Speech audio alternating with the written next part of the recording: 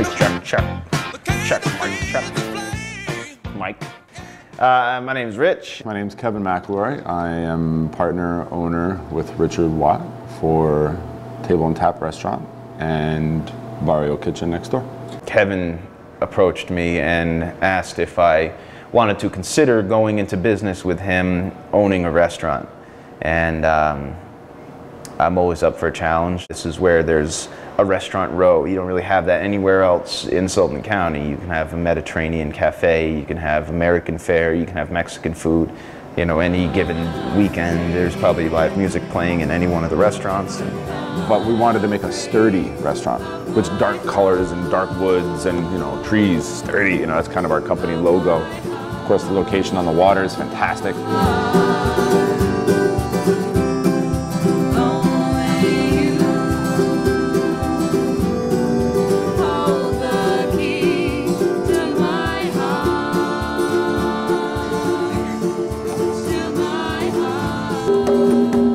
We set out from the get-go with the goal of doing 3 restaurants in 5 years.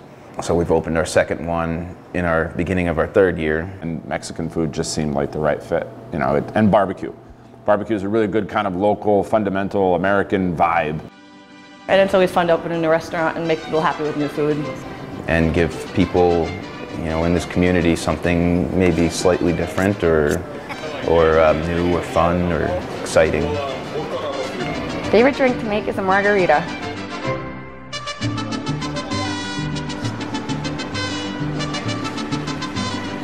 Coming up. Tequila! Part of the reason why the restaurant runs so well because of Richie and Kevin's different personalities. Kevin plays the boss role where you know that he's a hard ass, if I could say that, sorry. As soon as he comes into the restaurant, he's all like, you know what I mean? And it's anything to do with the restaurant, and then when shift is over, then it's downtime. Straightforward, to the point, and very, you know, boss-like. You know, touches on the notes of his attention to detail. You know, he's always, you know, looking at everything with a panoramic view. I'm the poster child of restaurant guy, you know, kind of manic, or, you know, make sure the pictures on the wall are straight and there's no cobwebs in the corner and the toilet paper in the bathroom is full. And where Richie is definitely more on the laid-back side. Very affable, very calm, always, you know, good man in a storm, never gets angry or throws a fit or anything like that. And Richie is very laid back and easygoing. He's like that all the time. But it's okay though, because that's how they bounce off each other. I guess the combination, you know, of his, you know, tenacity and, you know, my level-headedness, you know, we balance each other out really well.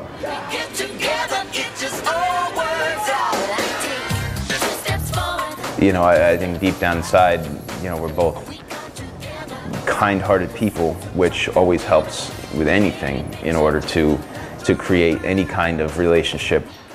Owning a restaurant can sometimes make it challenging to find time for family and friends.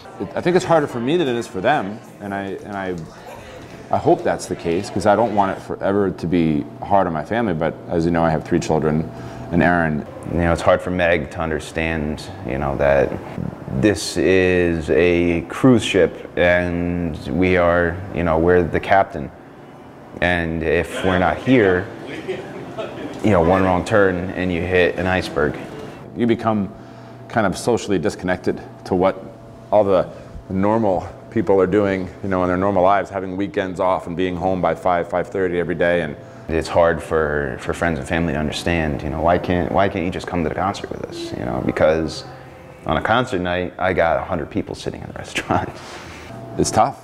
It's really tough. All your babies are sleeping and you go into their bedroom and you give them kisses goodnight while they're sleeping, and they don't know. They don't even know that you were in there. Sometimes I'll sit next to their bed and just rub their little heads, or, you know, talk, you know, softly to them. They have no idea you're even in there.